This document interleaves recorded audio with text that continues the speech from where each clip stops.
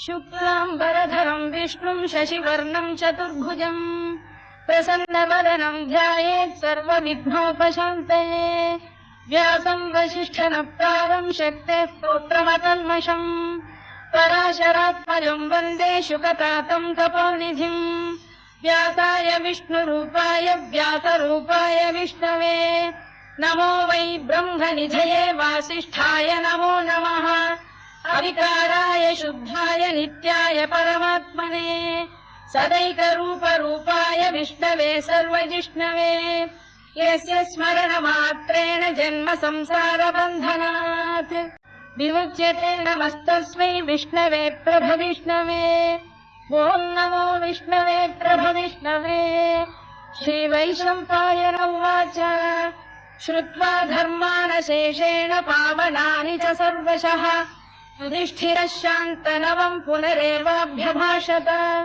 युधिष्ठिर उवाच किमेकं दैवतं लोके किं वाप्येकं परायणम् स्तुवन्तः कङ्कमर्चन्तः प्राप्नुयुर्मानवा शुभम्।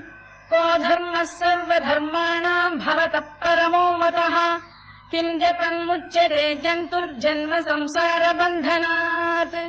श्रीभीष्म उवाच जगत्प्रभुं देवदेवमनन्तं पुरुषोत्तमम् स्तुवन्नाम सहस्रेण पुरुषः सततोत्थितः तमेव चार्चयन् नित्यं भक्त्या पुरुषमव्ययम् ध्यायन् स्तुवन् नमस्यं च यजमानस्तमेव च अनादिनिधनं विष्णुं सर्वलोकमहेश्वरम् लोकाध्यक्षं स्तुवन् नित्यं सर्वदुःखातिगो भवेत् ब्रह्मण्यं सर्वधर्मज्ञं लोकानां कीर्तिवर्धनम् लोकनाथं महद्भूतं सर्वभूतभवोद्भवम् एष मे सर्वधर्माणां धर्मोऽधिकतमो मतः यद्भक्त्या पुण्डरीकाक्षं स्तवैरर्चेन्नरः सदा।